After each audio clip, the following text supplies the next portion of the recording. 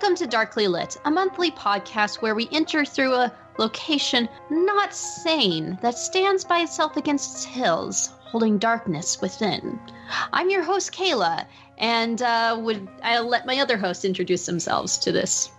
Hello, I am David King, and I have gathered a group of psychically inclined individuals to perform a scientific study into the nature of the afterlife. And I'm Sade. I'm a ghost. I'm here what you're here to study, I guess. Yeah, we came to study you. Yep. That worked out. I just always thought that Sade was originally from Limbo or something, and that... Isn't that where Sade is broadcasting from, Limbo? Because he's using that afterlife-I. I'm so sorry. I'm not ever sorry, actually. I'm proud of my bad pun. If you haven't guessed, I feel like I say this every time. If you haven't guessed. Well, it's not like we don't advertise it a bunch, but... Not like it's not the title of the episode either. No, of course not. We read The Haunting of Hill House by Shirley Jackson. Shirley, you can't be serious. I am serious. And don't call me Shirley. Who do I call Shirley, then? Well, Miss Jackson if you're nasty. I'm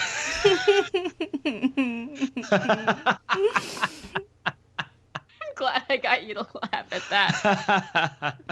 Hey, there was another Jackson who talked about nasty boys don't mean a thing. Oh, you nasty boys. So I probably should delve into the summary of this, but I figured also Shirley Jackson herself is quite a figure. I mean, she is a renowned author as well. Mm-hmm. She wrote some things. She wrote a few things, yes, some good things.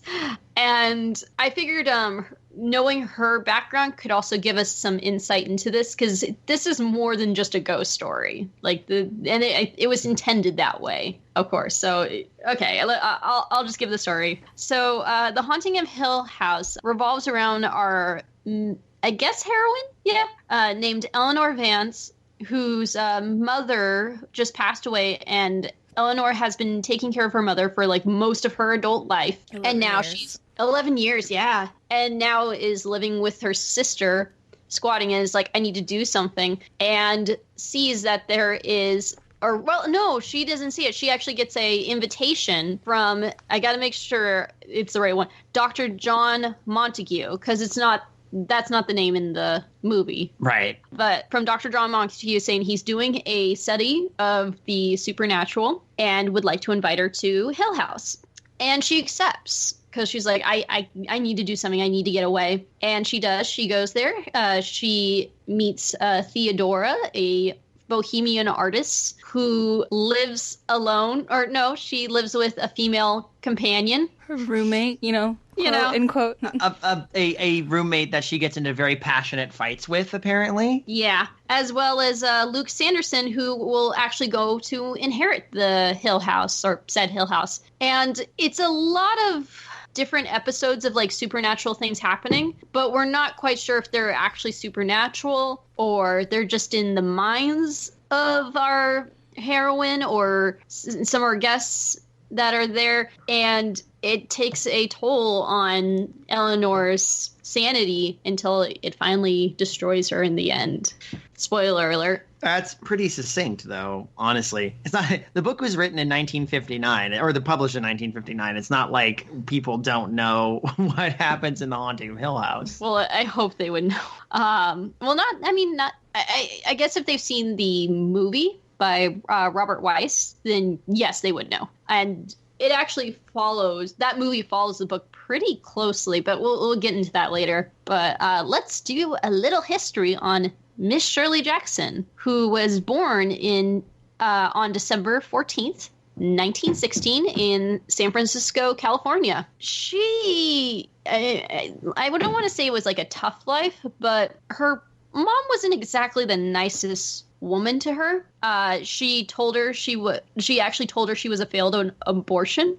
Whoa. Yeah, she said, I'm sad that you were born so early because I wanted to enjoy my time with my handsome husband. Ouch. Yeah, not a great mom.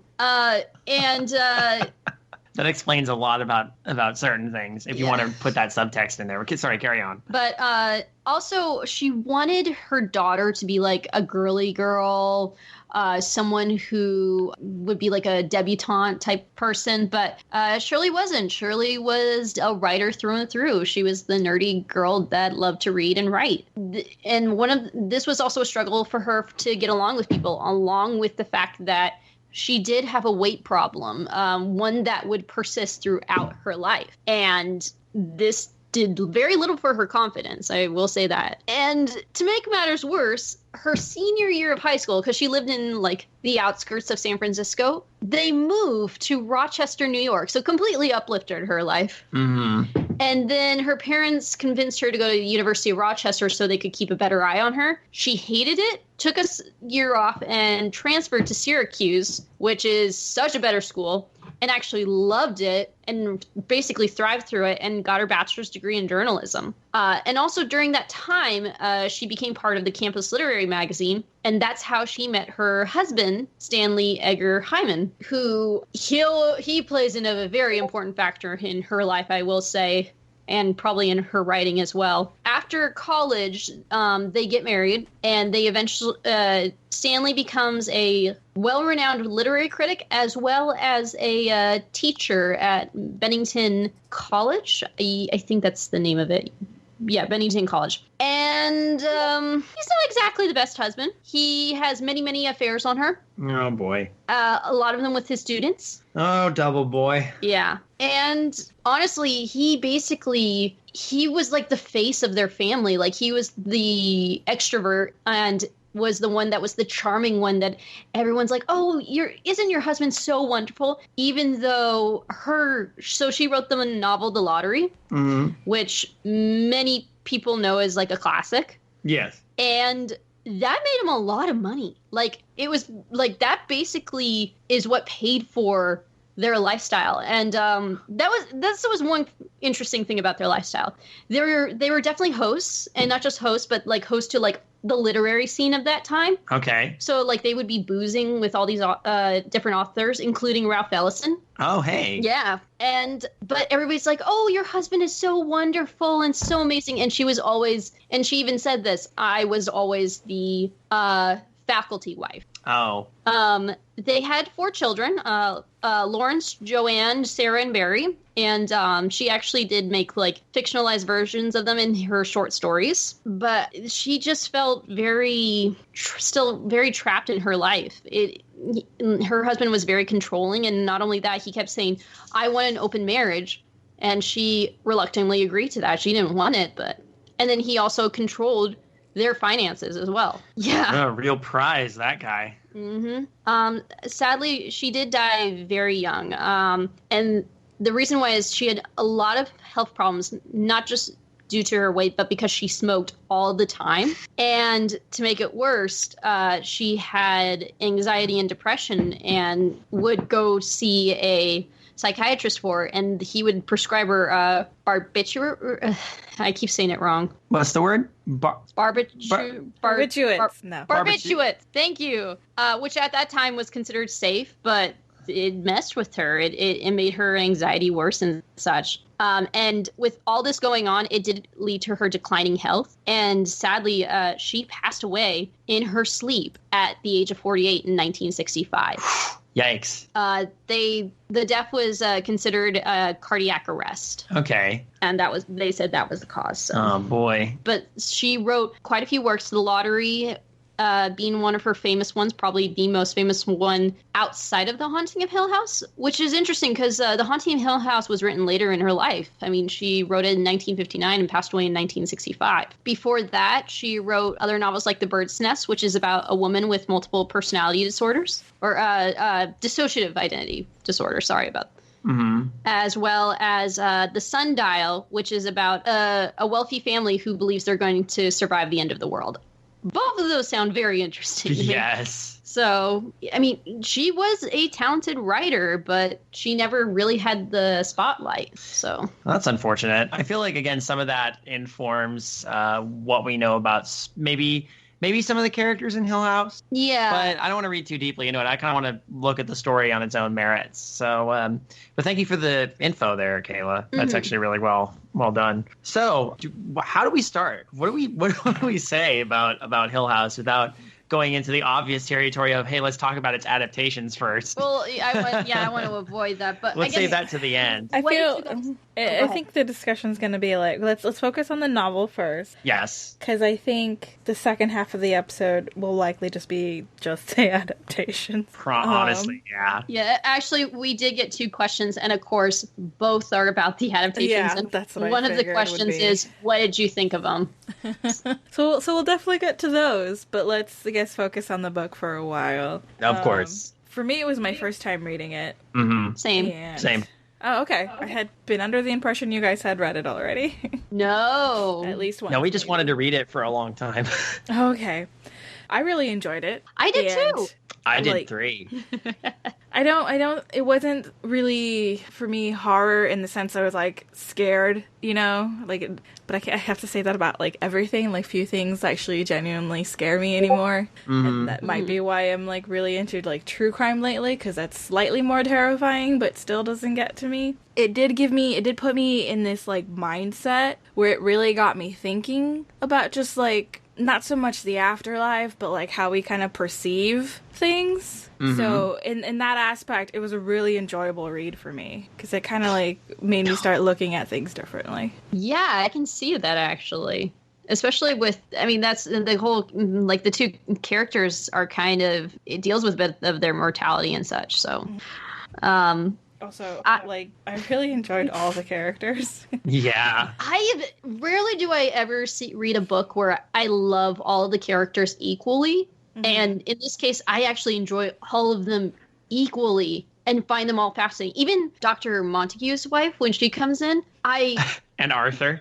Oh my God. Okay. I love them. I hate them, but I love that. You love that they're characters. Yeah. I had the exact same feeling where I was like, I don't like these characters, not because they're not well written, but because they are so well written, they irritate me and just like yeah.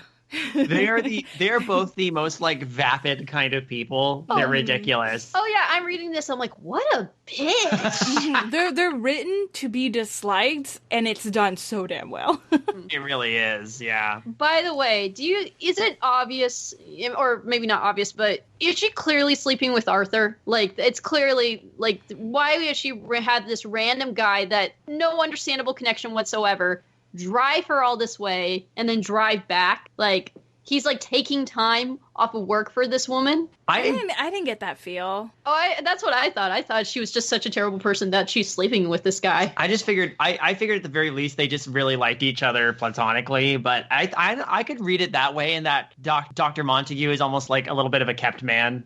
Mm-hmm. And that this is him finally getting away to do research on his own terms. Like, they probably met and bonded over their love of the supernatural, but she's still very much in the romantic side of, like, there's a nun walled up somewhere in this house, and clearly she needs our help. And here you can just... And meanwhile, he's just like, I'm literally just trying to figure this out scientifically. We can't fall to fancy.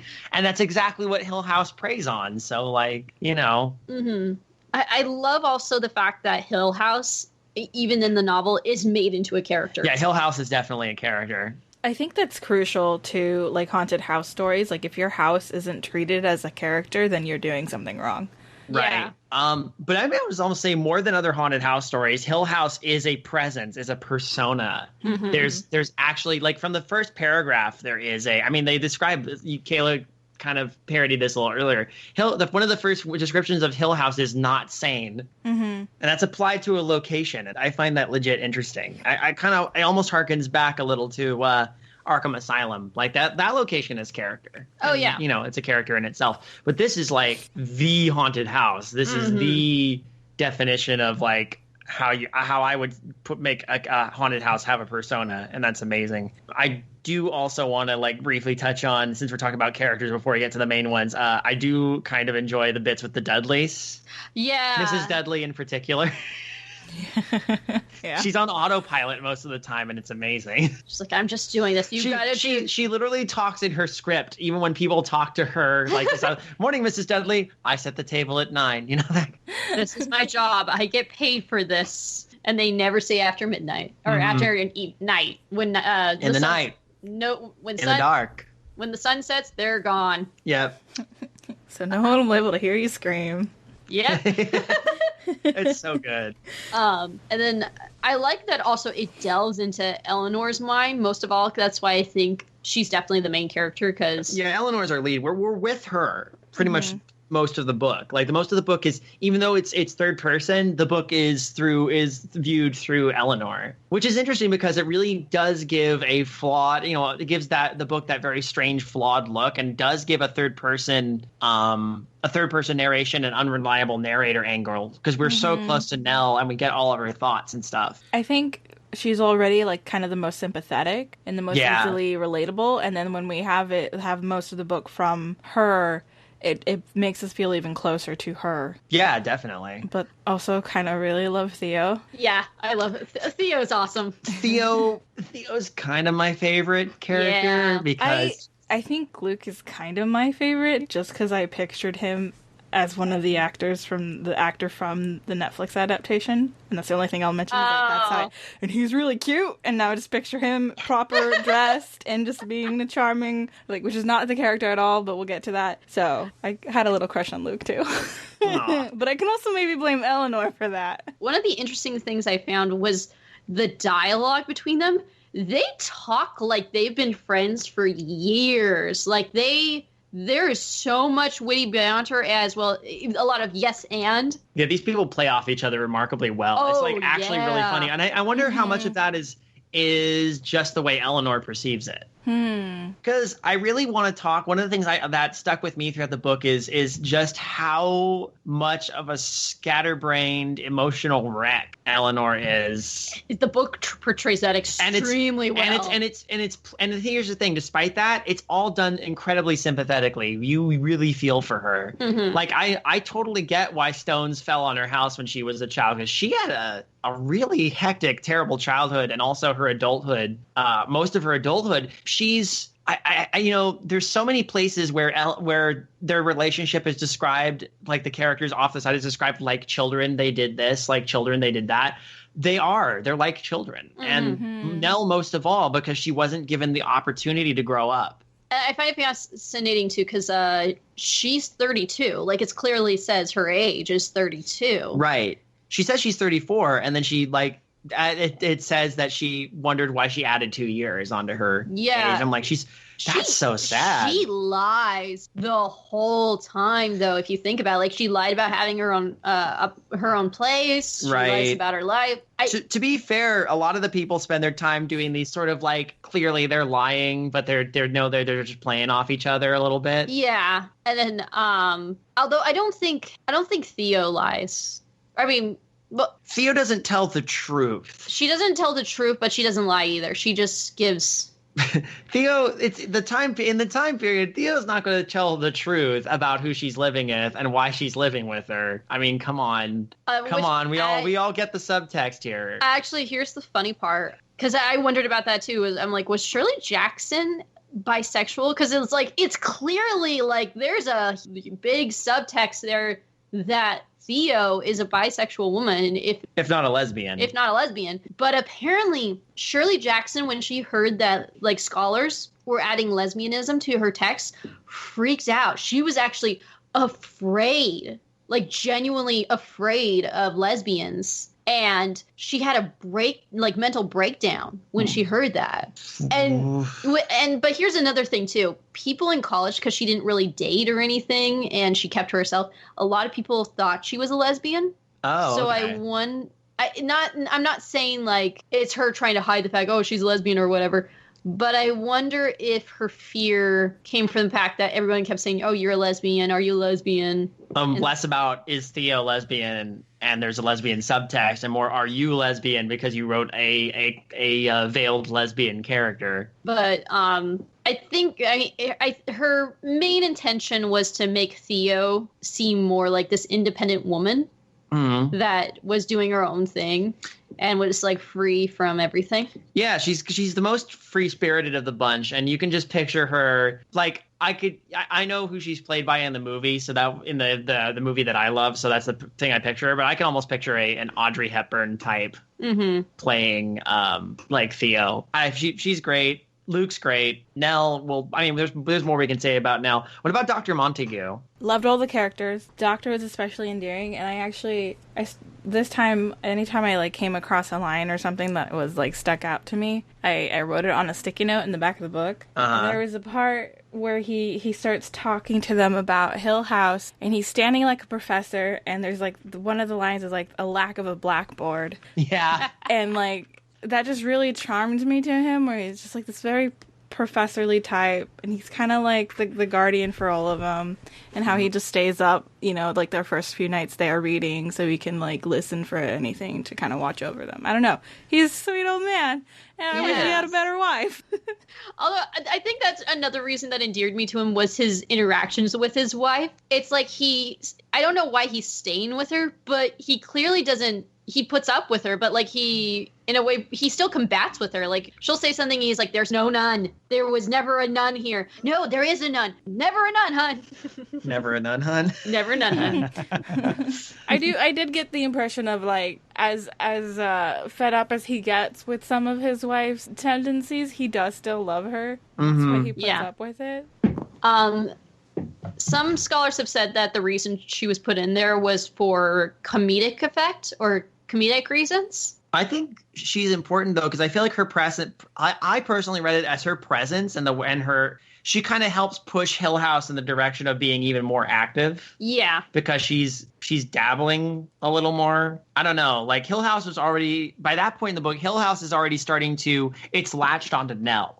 It's focused on Nell, and Nell is the one who's the center of. And you know, the thing is, people will say how much of this is in Nell's head. I mean, it's definitely something you can argue, but like it can't all be, because they experience stuff themselves. Everybody experiences similar shared experiences, but how much of it is Nell resonating with the house? Because again, we know that as a child, stones fell on the roof of her house. And that's a sign of like poltergeist activity that comes from But if you go back to like a lot of explanations for poltergeists, they are not actually ghosts or spirits, but manifestations of people who are emotionally troubled. Because that was the thing some people kind of forget, and is that she and Theo were invited to this house because of their connections to the paranormal. Like you said, stones rained on Nell's house, and Theo apparently has some psychic abilities. She's a telepath, if I recall correctly. Yeah. That's her whole thing. She's an empath and a telepath. There is a point where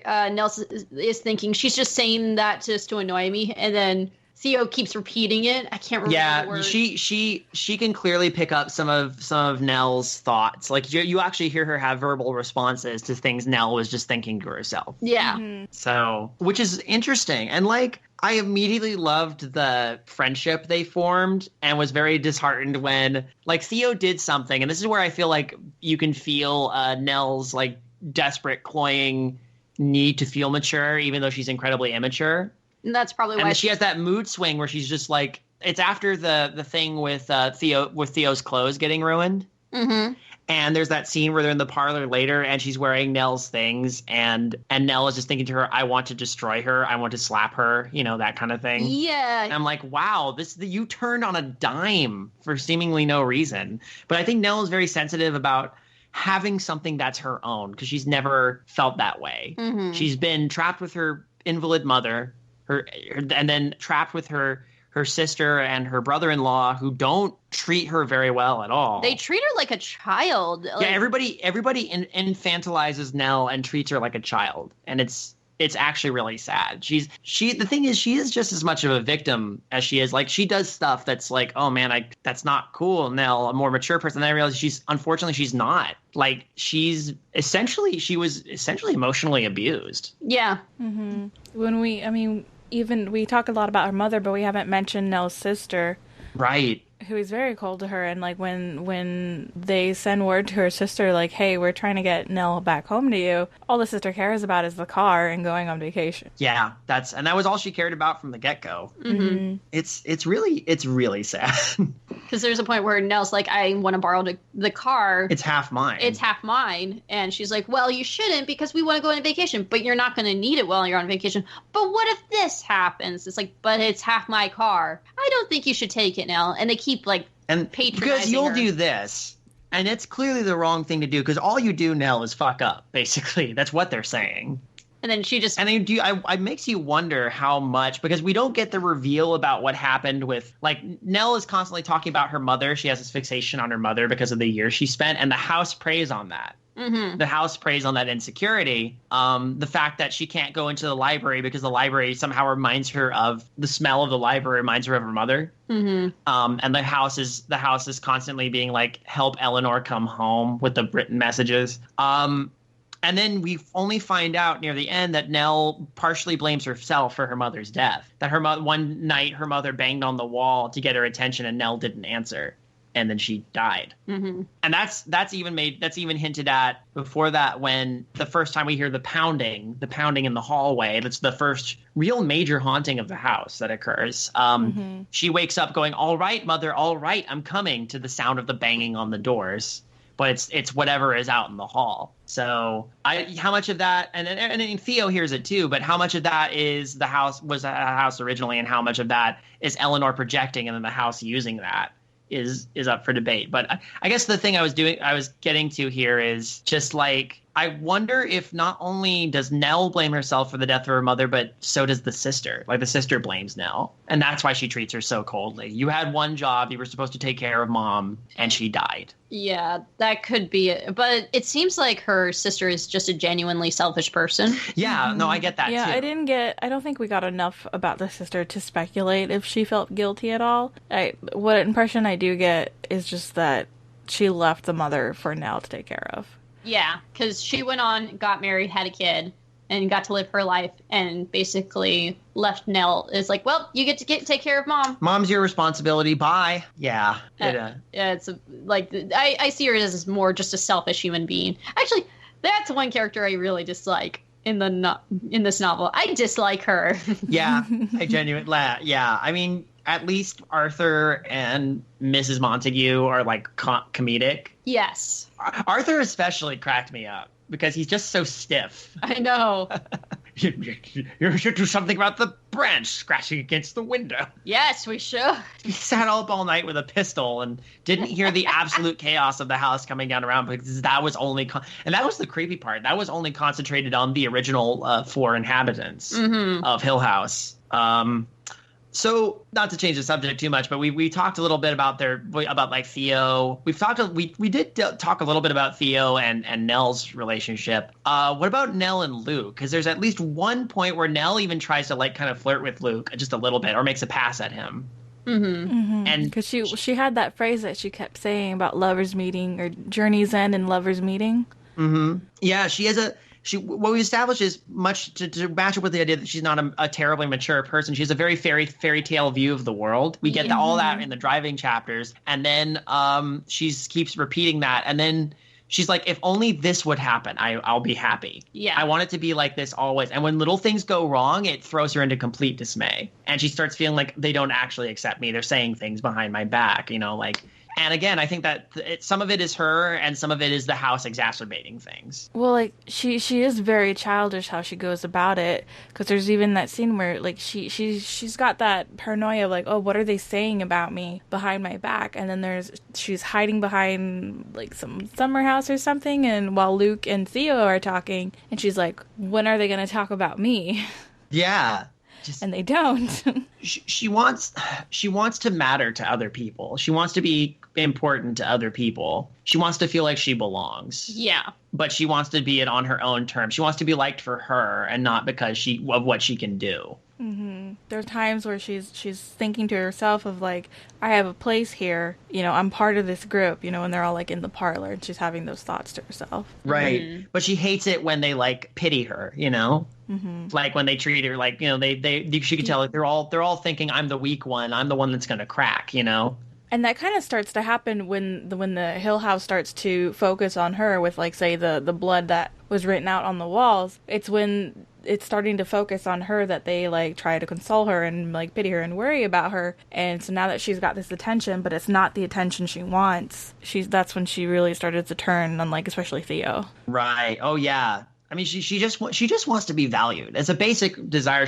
She's never felt valued. Yeah. In her life. Like ever, I don't think. Even though she took care of her mom basically like called her worthless and stuff like that. Like, and then part of me wonders if that's a part of Shirley Jackson. Yeah, I mean, now that you've mentioned that, I think about that too. I mean, Nell is clearly dealing with anxiety and depression herself. So, like, gosh, she's such a good character. I love the way she's written. And I love the fact that, like, near the end, her mindset does get chaotic, and you see that in the writing too, which I love.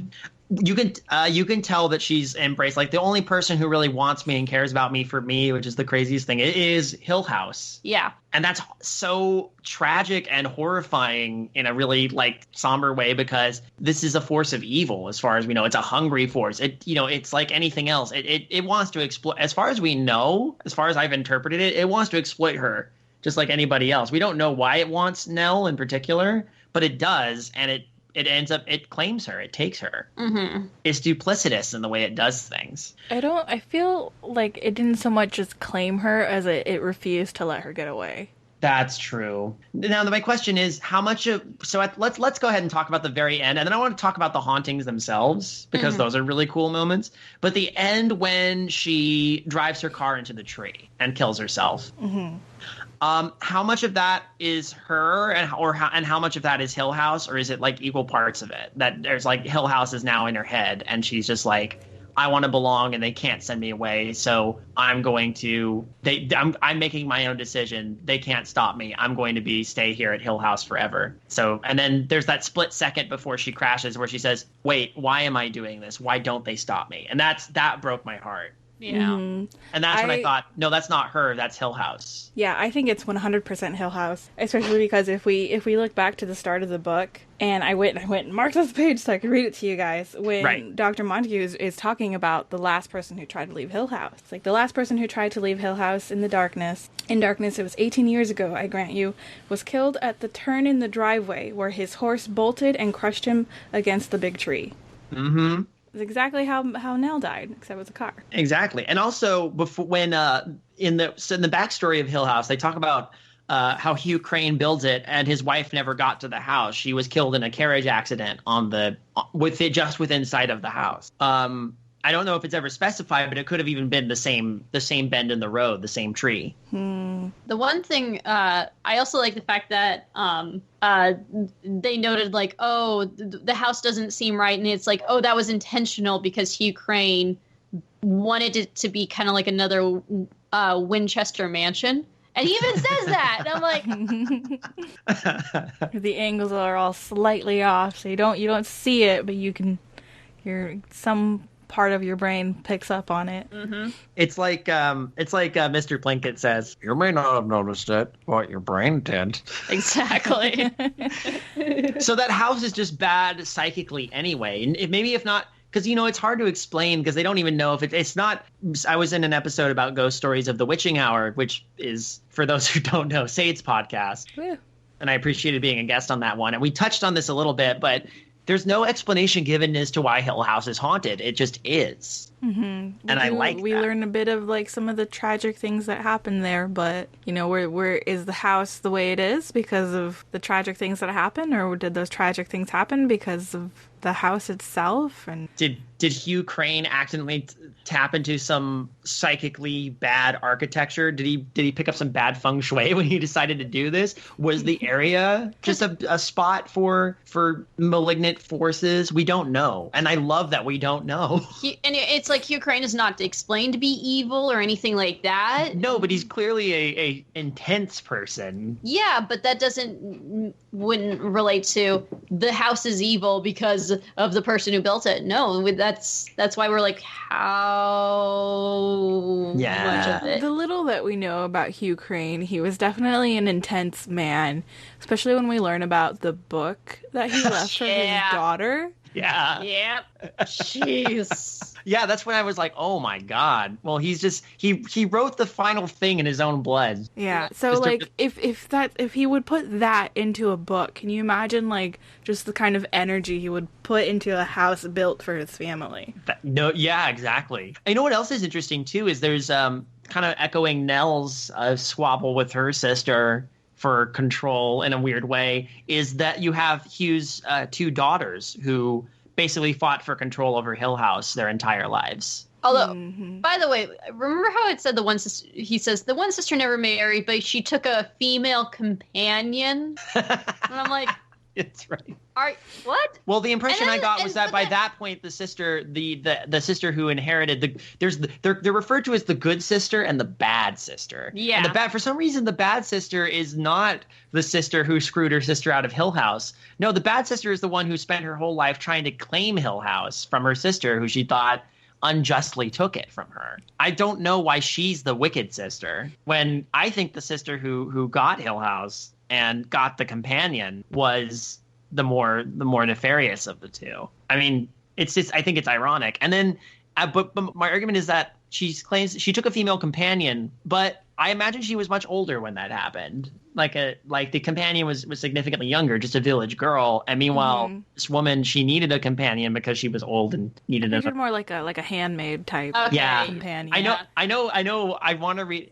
Part of me wants to read gay subtext into there too, because it's fun whenever there's gay subtext. Trust me, I am. My mind is like 100% gay subtext. Like. And I didn't pick it up there, so. Well, the reason I picked it up was not only because I was like, okay, interesting, but then later on it says she died, and apparently the companion fought with the sister for control over Hill House, just because it's like, but if you just live there as a handmaiden, why are you fighting so hard? Why is it you get maybe control? She fell under the same influence that Nell did, where she believed the house was hers, that she belonged there. That's what I believe. And you're probably right on that front. And they say it was all the pressure from the village that eventually drove the companion to suicide.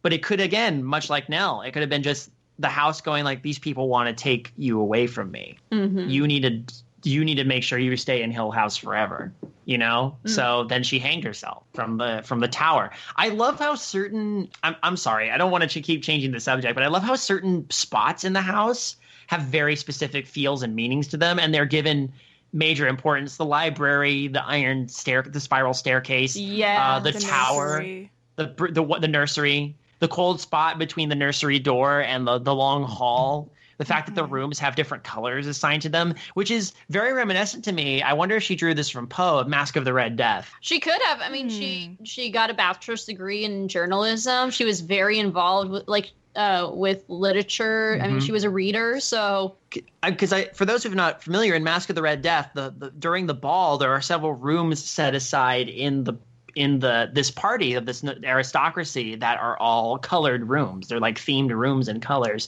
They use this particular window glass and something to have a different color to them. And I thought about that when they started describing the rooms of Hill House, how Theo's in the green room and Nell is in the blue room. Mm-hmm. The purple room is kind of the parlor where they all hang out, things like that. It makes me wonder if maybe that was just something common to the time. Mm-hmm. Having a room for each color theme. I mean, she wrote it in the 50s, so. But this was a house. It's interesting. The house had stood for 80 years. It was built in the late, if I recall, it was built in the late 1880 or 1800s at that rate. Yeah, right. It would have been, yes. Right. So at the time, yeah, I could see that. Gosh, there's so much I like about this book. Oh, it's great. I really did enjoy it. Well, okay. So what were some of your favorite hauntings, like the specific hauntings that happened? I'm trying to think which one The one that always sticks out to me personally is I love the first one where it's the thing thumping through the hall, moving up and down, banging on the doors. Mm-hmm. Yeah. But the one that I personally like the best is when Nell and Theo are outside going for a walk, and suddenly they're out in the field and colors inverse. Like the sky is black and the trees are white. Like everything suddenly around them becomes like reverse imaging, and that freaks Nell out. And then they see a picnic with apparitions of like, this is the one time we see anything in this book, by the way, in this story. Yeah. We see the image of a family at a picnic, and then Theo looks over her shoulder at something and says to Nell, "Run, don't stop, don't look back." And then she runs. That part was a little creepy. I loved that part. And we never know what Theo saw. But here's another what makes it creepy. Yes. But here's another thing too. How much? I mean, it has been confirmed for the most part that Theo is a telepath. Yeah. How much of that was just in Nell's head, and Theo was able to pick that up? Oh, like how much of that's that was just interesting. like Nell like Hill House bleeding through to Nell, and then Theo picking that up? Yeah. Because it didn't seem like there was much that Theo could do at a certain point. It seemed like Nell, like the house eventually was able to kind of close Nell off, even from Theo. Yeah. And Theo was the person she was closest to. I think that's why Hill House might have targeted Theo in, like, more so than Nell. Like the only person it really targets. Like it distracts Dr. Montague and Luke the first night with that the dog. Mm-hmm. Like they think they see an animal running through the house and they chase it outside to separate them. But it messes with Theo, and then it messes with Nell's perception of Theo. Well, that could all, but how much of that is Nell just being a childish, and how much of that is Hill House Exactly. preying on Nell's insecurities to make her like start to like sometimes love, but then other times really hate Theo. Mm-hmm. The one that I even love that scene in the movie was the hand holding one where she's just Yes. oh my gosh, I really like it because like she thinks she's holding Theo's hand the whole time, and then it turns out she looks at her hand and Theo's farther away, and she's like, "Whose hand was I holding?" I'm like, "Oh, that's so creepy. That is so creepy." What about you, Sade? Actually, the hand one was definitely a favorite, but I also really like the thought of spotting a dog just randomly in the hallway and then running away, because that, for some reason, that feels a little more tangible and just like really fucking creepy to me. It is creepy. Mm-hmm. Can you just imagine being in like just a big building, and there shouldn't be any animals, but you just like happen to see it run down that hall? Yeah, like, the way that Dr. Montague described, where he's just like, he was reading his book and something ran past his door. Mm-hmm. Something on all fours. At least he only caught it out of his periphery, but he's like, oh God, there's some sort of dog in the house. But he didn't see it very clearly, and that makes it even creeper. Mm-hmm. It's just like the idea that it might just assume it was a dog because it was on all fours and went by real fast. Isn't it great that we don't even? That's the other strength of this book. We don't really see any ghosts. Mm-mm. And that's why people wonder, it's like, is it really haunted? And how much of it is in Nell's mind? Because that's here's one of the things that helps maybe influence her quite a bit, or makes people believe there is something wrong, is, I mean, they immediately go in and say, no, this place is haunted. This place has been known to be haunted. There's weird stuff going on, and there's creepy stuff, and that's why we're here. So they're already going in knowing, like, yeah, creepy house. Which is funny because Dr. Montague is all like, well, I don't want to strike anyone's fancy, but they're like, you have to tell us about this. He's like, well, I really don't want anyone to freak out, because he's like, oh, tell us about it. And then he starts describing how the house is leprous. And he's just like, I'm like, you're really doing a good job making everybody feel chill in this goddamn like cursed mansion. So already, well, I feel like that was more like everyone not so much maybe wanted to know about the house, but wanted him to confirm their feelings on it. Mm-hmm. Because like the second Nell walks in, she says she has this feeling of like this voice telling her like, get away, just like run away. Yeah, it's such a contrast to how she feels about it later. Mm-hmm. Yeah. It's good. But again, I feel like the thing though is, you could say some of it is Nell. Some of it is the feedback that Nell gives to the house. Mm-hmm. Like the fact that so many of the hauntings seem correlating with like things that happen, like you could say are like symbolic or parallel to things that she experienced when she, a callback to the traumas she suffered. So I would say the house can also can pick up her, to quote the Haunted Mansion, sympathetic vibrations and propel them back at everyone else. But the fact that the Dudleys won't go back there at night, the fact that the house has such a history and it links up with things that happened, I think it would be kind of ridiculous to rule out that, oh, maybe it's all just Nell's psychic projections being amplified by the house. Because there's no doubt, because to say it's all Nell, I think is a little silly.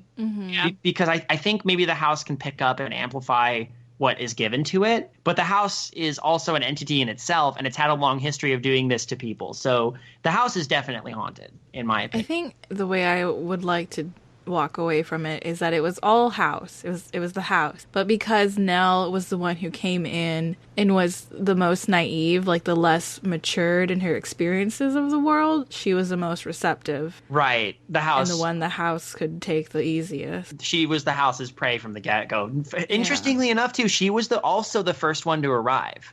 That's right. Like the Dudleys know better than to stay around, but the moment she got there before anyone else. She got introduced to the house first. With the Dudleys never staying after dark, I wonder if it's like you would be fine, chilling at Hill House as long as you don't stay the night. Because everything gets exacerbated in the night. Although, to be fair, the longer they stay, the more sort of psychic phenomena happens. Because it gets to the point where they can't even go outside without things happening to them, like the inverse thing. Or that time when Nell is walking to the stream and she thinks Luke and Theodora are behind her, but then when she gets there and turns around, she just hears invisible footsteps approach her, feels a cold breath, and then the footsteps splash across the stream and disappear. I was like, But I think she's also, again, that's again hearkening to the fact that I think at one point she starts to think that maybe they ditched her because they wanted to go make out behind a tree or something. I'm like, are you that clueless about Theo? No. Because Theo totally wants to make out with you. There is no doubt. Yeah. Oh my God. Yeah. You could, come on. But then again, it's the 1950s. She's flirting with Nell constantly. The way I pictured Theo's character, she flirts with everyone. Yeah, that's true. Because there was I'm sure there's even Arthur was always turning to Theo when he talks, because I feel like Theo would be, batting her eyelids at him, but pretending to be interested. She's the strongest personality of the group. She's got the biggest presence in a room because she's an extrovert extraordinaire. Her name is it's just Theodora. That's her name. That's it. Right. She's the only one with no last name. She's Theodora, just Theodora. And I loved that about her. Which makes me really disappointed. So the copy of Hill House, because I checked a copy out from the library. Yeah, we did too. The one that I have has the whole Netflix little thing on it, and it's inspiration for the Netflix series, and it has the imagery from the Netflix series. And the person who wrote the summary in the back did not read the book. Because they're describing the characters. Dr. Montague, an occult scholar looking for solid evidence of a haunting. Theodora, his light-hearted assistant. What? What? I'm like, they must have only watched the movie because the doctor had an assistant in that movie, but that wasn't Theo either. Are we talking about? But that wasn't Theo. Yeah, no. The 1990s version? Yeah. Oh, that's even worse. But Theo wasn't the. I know. It's not even a good summary. It doesn't make any sense. I'm just I'm so disappointed. It's from Penguin Book Publishers, so y'all something about this. Son, I am disappointed. Because I found a book in our local library too, and I loved how this looked. It was a red book, a red hardback book, with just the words "The Haunting of Hill House" on there. I'm like, jealous. This is how it should be read. This. I'm so jealous. I had this I'm pretty sure I'm the second person to check out this book because it's brand new, nicely laminated. There's no page folds or anything. And man, I was no, I wanted creepy book. I was really disappointed because my library didn't have its own copy. Ours had suspicious orangish stains on a couple pages. I know. Ooh, those are the best. And the type in some places was actually a little scuffed and faded. Yeah, this is definitely an older book. I love it. I was I'm so glad I got to read it like that.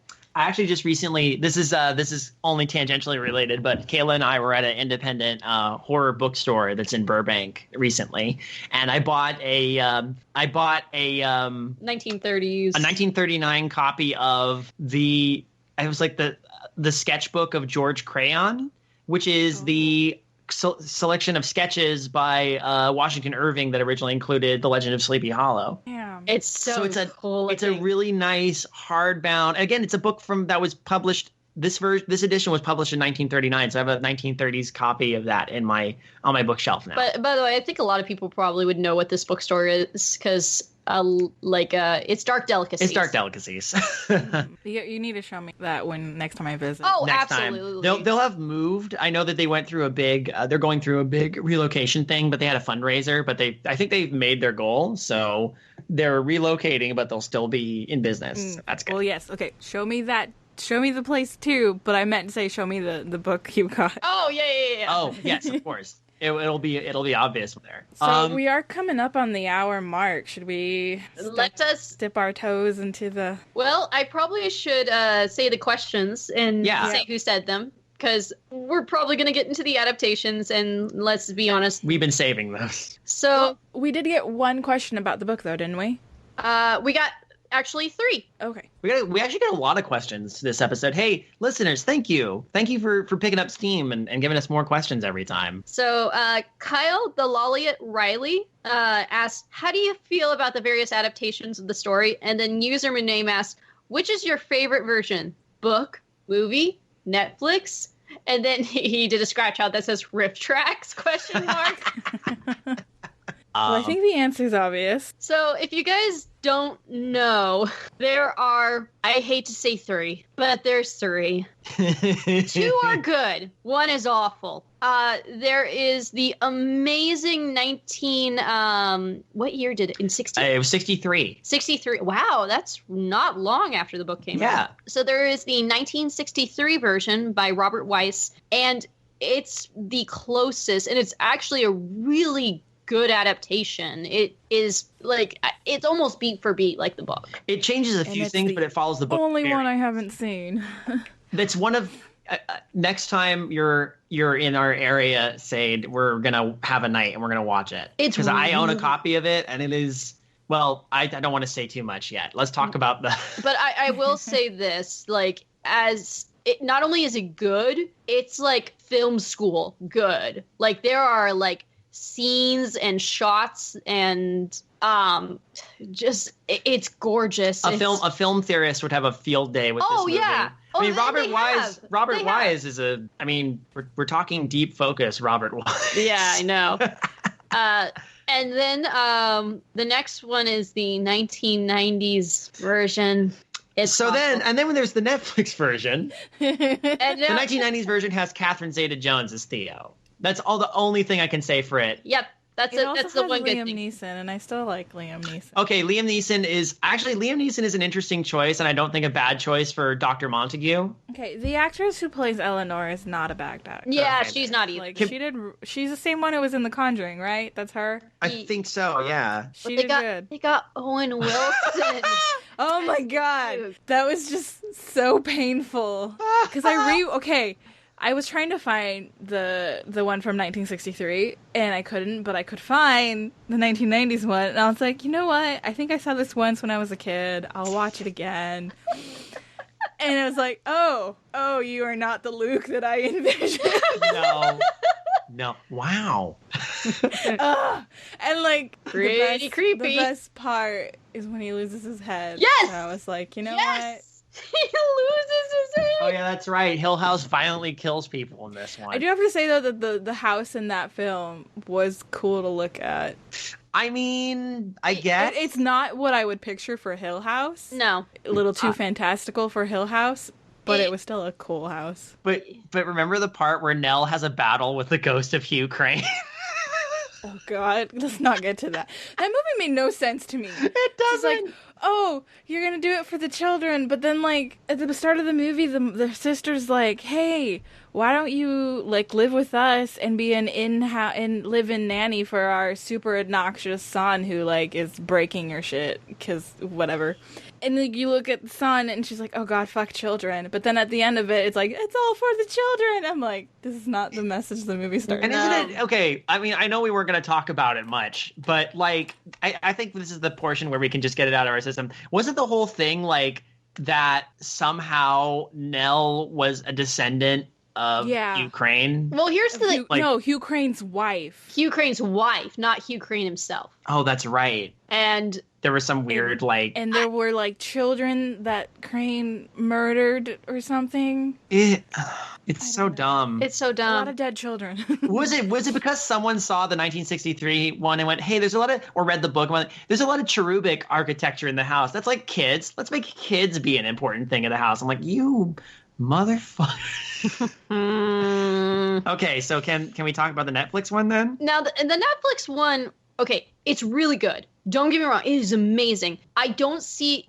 It's hard to call it an adaptation. It's a love letter. It's not an well, okay, the way they're advertising it is that it was inspiration. Yeah. The book was inspiration for the Netflix series, like, and I can see that. They do take a lot of little, like, details. There's no doubt this whole series is basically touched by this book. Like, there are direct quotes from the book. Like, one of the things that they did add that I don't think they added in the movie was the Cup of Stars. Nope. And that's in the book, which also I really did like, was when this kid is crying. She's like, "No, I want to drink milk in my cup of stars."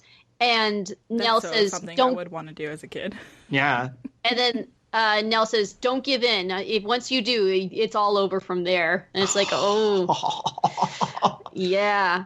But that becomes, the Cup of Stars becomes important, like, in the Netflix series, or becomes a interesting symbol in the Netflix series too. So that I wouldn't say it was interesting. Okay, I might be one of the few people who didn't really like the Netflix series. Oh, like really? I was actually pretty bored by it. I did love the visual elements of just like the ghosts that they added, like, because they definitely took liberties with their ghosts, and a lot of it was for me predictable. With like, what was the name character with the girl with the cup of stars who dies? The actor. Spoilers. Well, the character's name is Nell. So, yeah, okay, that's what I thought. She, like, the whole, she's just, the first episode where they show the ghost of, like, the crooked neck woman, I'm like, oh, that's just you. That's just you. Oh, you guessed that immediately? Immediately. Like, I was just I mean, I loved visually some of the story elements I did like, but, like, I was bored. I also could not, like, bring myself to be, I wasn't interested in any of the characters except for a little bit Luke. And that's probably why I liked Luke in the book. Because I was sympathetic to the Luke in the Netflix version. Yeah, I felt for Luke too in the Netflix. Well, I felt for the most part, I was bored. I felt for a lot of them. I actually did enjoy the Netflix version, but it wasn't bad. Like, it was a good sit. Like, I go through too many shows, especially on Netflix. So I didn't hate it. It wasn't bad, but I was still a little bored. I don't think it's as great as everyone says. But that's me. I really enjoyed it. But then again, I'm the person, I went to film school, so I'm like, oh my gosh, look at the shots, and oh my gosh, in the 6th episode, they don't do a cut, and it's, I did like the 6th episode. That's why I say, like, visually it was great. It's the story that got me really bored. Yeah, the dysfunctional family. I think people have said, and I was talking to a friend of ours about it, and I said, this is a series where they say, come for the haunted house story, stay for the dysfunctional family drama, I guess. Yeah, and that's what it is. It is a dysfunctional family drama, and the thing is, I like dysfunctional family drama, so I'm like, yeah, this is some good stuff. I want to hear about these people's problems, but it did get really heavy to the point where I'm like, I can only watch an episode a day. This is too. That's part of the reason I haven't watched the whole thing, to be real. And that's fine. I can't deal with, like, there's only so much emotional heaviness and, like, constant tension I can deal with before it's like, see, the reason, so people were, one of the questions was about our favorite adaptations, and I can say without hesitation it's the 1963 it's version. Mine too, actually. It's like, I really do like the Netflix version, but oh my gosh, the 1963 version, it's just so... That version of it was what made me want to seek out the book in the first place. Even before the Netflix series was announced, I'm like, I want to read this book someday. And then the Netflix series got announced. I'm like, this is a good opportunity for us to finally revisit Hill House. And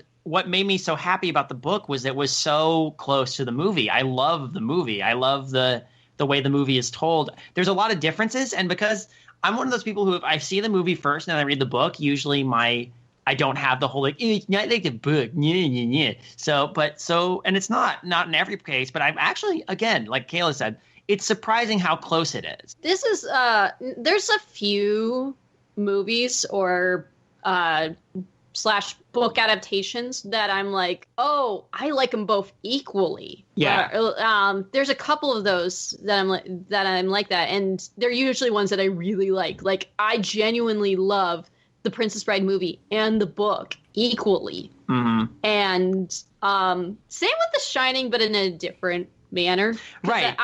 They're completely different animals. I almost don't think they're like, yes, The Shining is an adaptation, but I think it's a great movie, but it's a bad adaptation.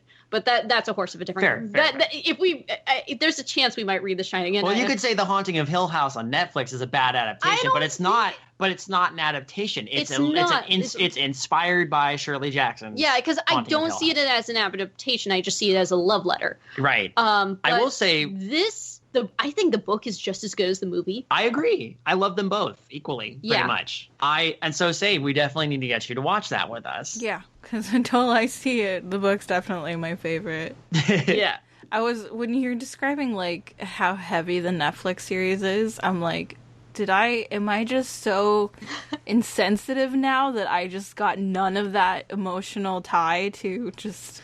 I'm worried about myself now. No, actually, but there is one difference between you and I. You've been watching scary movies all of your life, and I know this about you. Mm-hmm. I didn't get into scary movies until later in life because I was not allowed to watch scary movies growing up. Like, that was something my mom was like, no, which is funny. I could watch anything else. I'm firmly in the middle. I was given free reign, and I was just too much Ted chicken. Bundy's voice a few days ago, so. Exactly. So it would make sense why this wouldn't be. This probably could bore you, or you would be more numb to it because it's not scary. You've grown up watching scary movies all throughout your life. You know this well. On the other hand, it's like I just recently got into scary movies and I love them. Don't get me wrong. I'm like, oh, what was I missing? I'm so disappointed in myself. But but that's probably why I can still think, ooh, this is heavy. What I'm worried is, like, have I ruined myself? Am I not able to appreciate something that is scary anymore? No, because you do say you listen to true crime podcasts or dramas, and those are scary, and those still kind of. All right, what more questions? Oh yeah, yes. I will say real quick. This is just a fun while you're pulling your questions up. This is more questions. Sade, how did you feel about so on the Undercooked analysis, we did a long read through of Baraska a long time ago. We've covered a few other stories by that same author. Interesting fact is that writer, C.K. Walker, her pen name is C.K. Walker. Her real name has since been credited, and I can't think of it off the top of my head. It was one of the writers for Haunting of Hill House. And I didn't know how you felt, if you felt like Baraska was heavy, but I think it makes sense having watched certain parts of that series being like, yeah, I can see that. I have missed quite a few episodes, so I don't think I am equipped to comment on that. That's fine. Rebecca Klingel. Rebecca Klingel, thank you. So Rebecca Klingel, the writer of many, many stories we have covered on, a few stories we have covered on UCA, a couple we covered on Undercooked or on Midnight Marinara as well, Room 733 being the prime example. And she was one of the writers for Haunting of Hill House. Just fun fact. Do you know, like, maybe what episode she had the most, some influence on? Because I feel for me, the parts that were heavy and that did catch my attention were, and I say probably because I was really sympathetic with Luke, were the parts with Luke where he is like, because I think for me that was the real life horror was his drug addiction problem. Oh, for sure. Like they think they had the whole part where, like, hey, Nell dies, and he's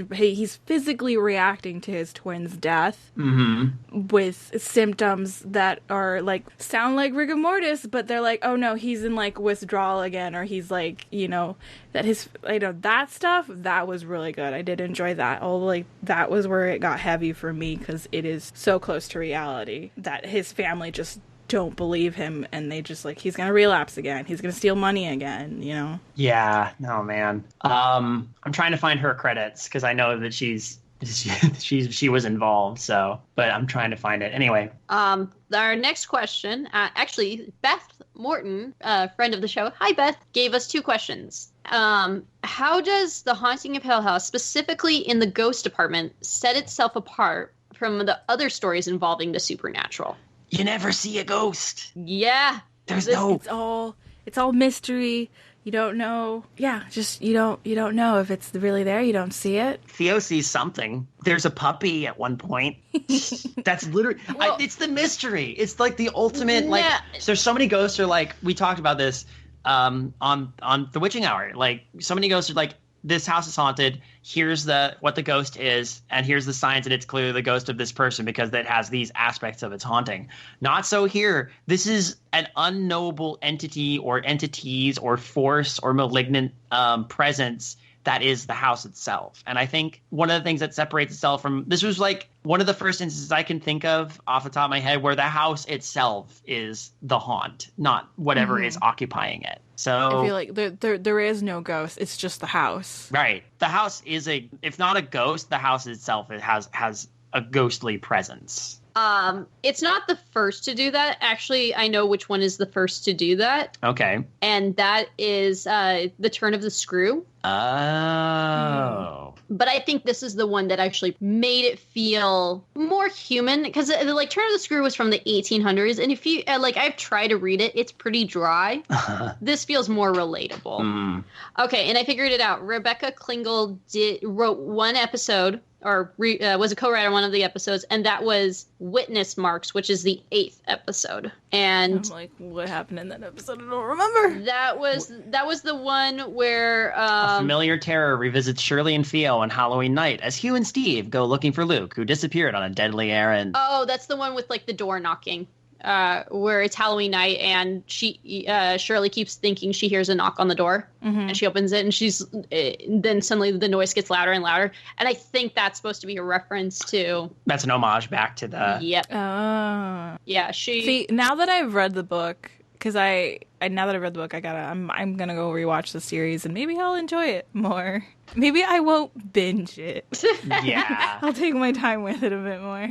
I would recommend watching the 1963 version. I think you'd really like that. Yeah, I do really want to watch it. I couldn't find it online legally, so maybe I'll find it. Either I'll wait to see it with you guys or I'll find it through some other means. Come watch it with us. Yeah. And then Beth also asked, why make it about people who have had supernatural experiences rather than those who are less familiar with it? And that's actually an interesting question because normally when you have this is very common in stories or in like especially TV shows. If you're going into something unusual or unreal, you'll normally have the one character that's closest to the base in reality to guide you in, because they'll be the one character that knows nothing about it. And then it's like you're going in with them learning like, oh, okay. But in this... The fish out of water. Yeah, exactly. It's kind of like...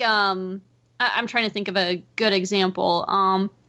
Honestly, Star Wars isn't too bad because like even though Luke's from another world, his life is very cute. Like the best example is maybe Harry from Harry Potter. Yeah. Oh, that's a great example because Harry is actually he grows up human and then learns about the world of the wizarding world, and it's through him that the reader can understand more and more. It's funny when you said Luke from Star Wars, though, my brain did default to Luke Sanderson, unfortunately. But I think this isn't fully the case where it's like both of these characters had something weird happen to them. But why that instead of like, oh, just get regular normal people to join in? I mean, Luke was kind of pretty normal. He just happened to be Aaron. That's why he was there. I didn't. The Eleanor and Theo got chosen because of their experience with the supernatural, but that in no way made them experts. Mm-hmm. I feel like they were still very much, you know, like they didn't even like. I don't know if the doctor explains the house first and then why he chose them, but like when he does say, "Oh, you were chosen for this," they were like, "Oh, what? Oh, yeah." Like Eleanor didn't even seem to remember the whole thing about rocks falling on her house until it was brought up and explained. Which is, I think, interesting because it's like another thing from her past she'd want to kind of block out because it drew undue attention to her. You think about that? Yeah. And I think it's also important that the characters be involved in the supernatural before because it lends credence to them being more susceptible to it now. Like, okay, that makes sense. The person least affected, I feel like the two people least affected by it are the two people who have not had huge brushes with the supernatural, Dr. Montague and Luke specifically. Stuff happens to them, but it's only because of their proximity to Theo and Nell. Which is interesting because Dr. Montague is the one who knows the most about this. And but he's also looking at it from like a very speculative point of view. True. Right. And then I can't but Luke is like asking questions. I'm surprised he doesn't know this. Luke's a little more carefree, and you notice he's always the one who quickly busts out the brandy. Yeah, that's true. Yeah. and they're worried about him staying over because not because of the house itself, but afraid he'll steal things. He just has a habit of just like Luke's a bad boy. Just kleptomania.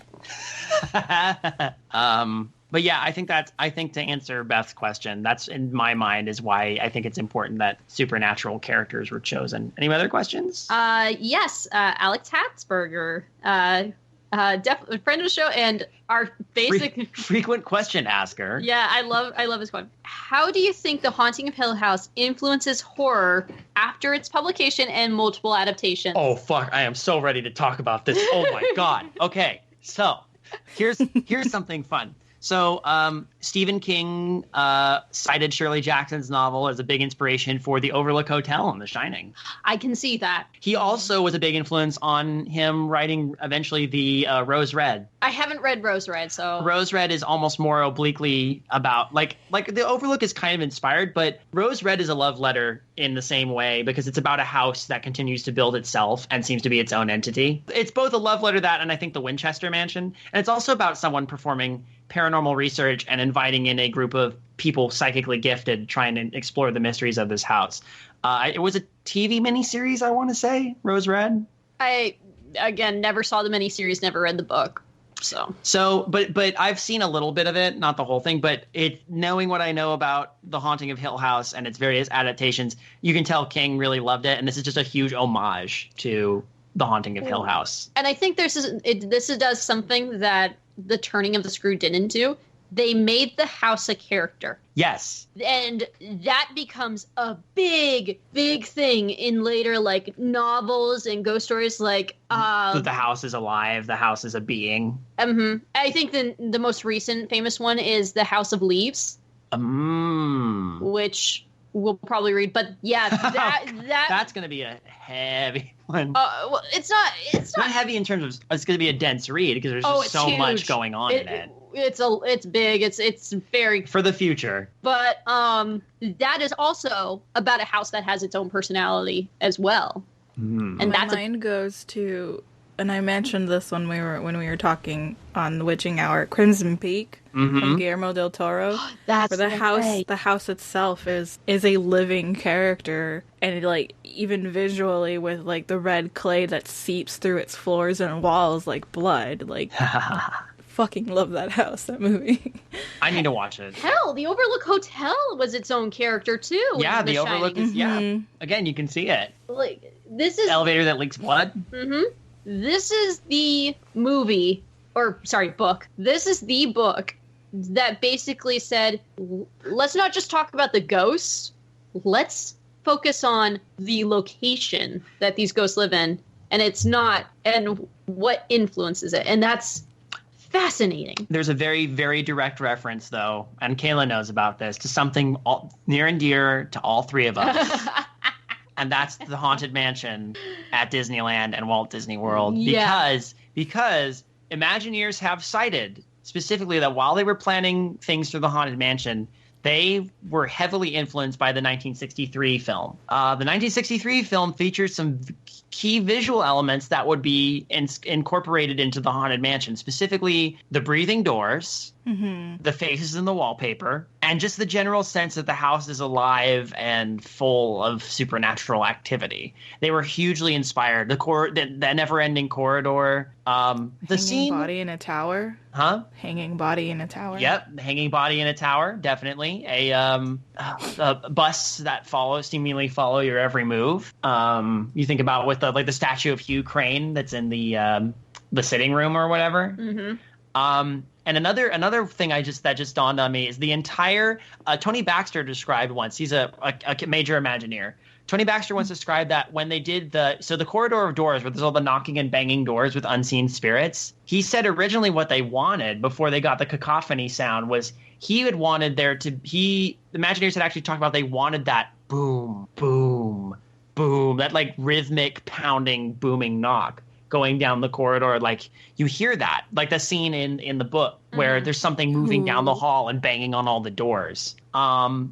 And there used to be, according to what I read, in Florida, there's a little bit more of that feeling that there's something heavier just rhythmically going down that corridor. Of course, my favorite thing in the corridor doors is that the thing that always gives me chills is that long, loud scream that just seems to rush past you when you're going down the corridor doors. Yeah. But yeah, that movie was a huge influence on that scene, and particularly the corridor of doors and many other aspects of the Haunted Mansion, particularly the early parts. I think Claude Coates was a big fan of that film, and he was responsible for a lot of the first half of the Haunted Mansion, where you don't see any ghosts, but there's clearly evidence of supernatural activity in the house. I think what I also like too is with this book, and I'm not sure if I could see it having influence, but I think a lot of stories don't do this well. Like, clearly Eleanor has a mental disorder, but it's portrayed so well. Like, you believe why she would descend into this madness, why she would succumb to this. Like, this is all believable with what she's been through and all that. And I feel like a lot of writers, I mean, how many creepypastas have we read? Touche. Where it's about a person like, oh, I've been driven to madness and I've done something insane. And that's why, that sort of thing. And it doesn't go well. Where I think this does it so beautifully. It really does. Like, that's how you do it. Money for nothing.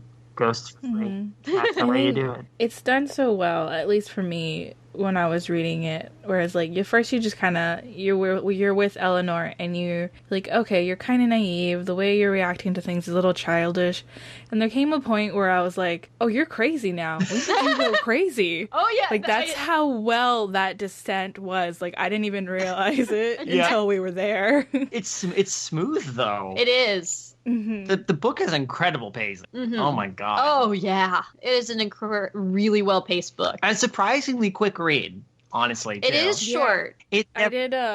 I found myself getting through it a lot faster than I thought I would. That I was like, okay, no, I want to enjoy this a little longer. So I would like put a bookmark ahead of where I was. Like, that you're only allowed to read up to this point. Nice. The book we had was exactly 175 pages. And similar to you, it's like, ooh, I'm getting through this. I'm like, wait, you know what? I want to enjoy this as well. So I made it like 25 pages per day. And that's how I read through it. My copy is 233 pages. Oh, interesting. That's different. That is different, yeah. But then you guys might have bigger pages. Maybe. I think it would different typeface too. If it's hardcover, I think I picture a bigger book than my little paperback. Oh, yeah. If you have a teeny paperback, yeah. Ours was it was pretty big, yeah. Yeah. And that's all our questions. Do we have any finishing thoughts? We have one more question. We do? We do? From Discord. Yeah. On the Darkly Lit room. Oh, in the Creative Horror Discord. I must have missed it. Given how much praise this book gets, I'd be extremely interested. Oh, it's from Red Wolf? Something Red Wolf. Sorry. Oh, Ficus? Totally skipped. Ficus, there we go. Ficus Red Wolf. Cool. I'd be extremely interested in what everyone considered to be the weaker parts of the story, or rather, what were your least favorite part? And that's really hard. Yeah, Question, we're all clearly fans here. We don't. Only It was a very strong book. The only thing I would say, there's the problem. The paragraphs are very long, and I feel they could have just visually, it could have been like cut into smaller paragraphs. Because there would be times I'd be like, wow, this is going for a while, and my eyes kind of needed a break a little. Did anyone think the bit in the diner in Hillsdale was kind of unnecessary? It is unnecessary. I think the idea was, well, maybe it was for us to get to know We're getting to know Eleanor a little. Well, I think like all the scenes where she's like on her drive, I don't see them as weak, because one, we're getting a sense of like what Eleanor is like, and then a lot of like the little things that she saw, or the cup of stars and the stone lions, were tied into all the lies that she's telling later. True. That's fair. I think for me, the part that I had trouble with was when Miss Montague and Arthur show up, because suddenly it was kind of like a very drastic change. And like, because like I think anytime you introduce new characters very late into a story, it's a little jarring if you don't do it well, and it did kind of like throw me off a little bit until, I don't know. I don't dislike that they were there. I love the characters. I love to hate them. But I think it threw me off for a little bit. That's the only part where I couldn't feel like I would say was maybe a little weak, but like, yeah, only because you're making me find something will I point that out. It's a little off kilter, and it's actually, that's one of the things that, spoilers, it's one of the things that they kind of dropped from the movie, the 1963 adaptation. Mrs. Montague, or in this case, Mrs. Markway. His name's Dr. Markway in the book. Did they? Or in the movie. I don't know why they changed it in the movie. I'm assuming because Montague is the name of a character from Romeo and Juliet. Maybe there were rights or something. I don't know. But they changed it in both movies. I think they might have. Eleanor is not Eleanor Vance. Also, she's Eleanor Lance. I didn't get. It's a very minor thing. But Mrs. Montague is a very different character in the movie. There's no Arthur, for one, and when she shows up, she's incredibly skeptical. She's not a spirit enthusiast. She's the exact opposite of Dr. Markway in this. And that kind of is where her presence still causes things to happen. But that's, in my opinion, one of the places where the book and the movie deviate pretty strongly. But it doesn't deflate what's happening in the movie. So, in fact, I feel like it leads to some really good scenes later. Her presence in the house. Oh yeah, same. Yeah. So. But yeah, Hill House gets pissed off for a different reason. Like in terms of like weak parts, there really isn't any. Like if it is, it's minor. Yeah. So it's because it is a good read. I mean, we did talk about how odd it was that these characters all bonded as quickly as they did, and the way that their dialogue just seems so like. They've just met and they talk like they've known each other for years, and the way they're able to quip off each other. It's kind of charming, but at the same time, you have to scratch your head a little bit. Did anyone? I feel like it didn't throw me off. I don't know if maybe one thing, like, we don't know like how you were supposed to act with other people at that time period. But like, I think when you're put in that situation of like, oh, I'm going to be spending the summer with these people, you kind of have to, I don't know. You put your hostess glasses on and kind of Shirley you did. want to kind of like make sure that you're gonna get along with them. So you kind of put your friendliest self forward, and everyone's I don't know. And I'm very antisocial. What the fuck do I know? Yeah, that's fair. Also, the dialogue it does come when they're drinking too. Yeah, there you go. Great icebreaker. Yeah, I love when Dr. Montague keeps calling Luke boy. Oh my god. Now, boy. Man, I'm sorry everyone if this is a long episode, but holy crap. I think this is great. I think this book it gets unanimous praise from all of us. No, I completely agree. I thoroughly enjoyed it. I would read it again, maybe sometime in the future. And I'm definitely going to watch the movie again. If not very soon, then at least the next time you're here visiting us, Sade, we're going to plant you on our couch and get you to watch it with us. We are sitting you down and forcing you to watch this. We are tying you up and making sure. We're doing the whole Clockwork Orange thing. So for the month of March, our next book we're going to be reading is I Am Legend by Richard Matheson, which is interesting because I don't think we've read a zombie novel before. But is it really about zombies? Is it? Because if we wanted to read about zombies, we could always do, World War Z or something.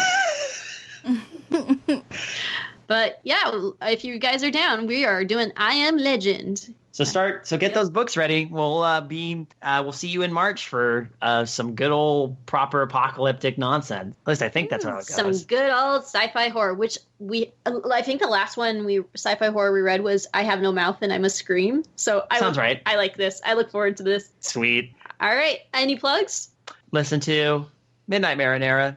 Even though there's not any new ones recently, just go back and listen. If you like horror fiction and short horror fiction and horror fiction done in the form of an audio drama with lots of voice acting, that's what I do. You can also listen to UCA, the podcast I do that takes no time and no effort and is basically a big giant dumpster fire of terrible fiction most of the time. Although I will say I did have Sade and Ravel from The Witching Hour as guests, and we read a pretty decent story called Mary, which is going to be the next. It's either the next or current episode as of this recording or the release of this episode on UCA. So that's worth checking out. Hey, go check out The Witching Hour, where myself and Ravel just did. Oh, actually, David joined us for it too. We just did. If you want more like ghost stories or haunted houses, we just did a whole episode on ghost stories and haunted houses. And Ophelia tells us about weird shit that has been happening at the Bundy house. So still tied into serial killers. Can't get off that Bundy train. Freaking talk about, yeah. Should we blow? Well, sorry, that's your line. Oh, you can take it from me. You can. No, it's yours. You want to blow out? Shall we blow out the candles then? All right, I'll blow out the candles because when we blow out the candles, silence will lay steadily against the wood and brick of this podcast, and we who walk here walk alone.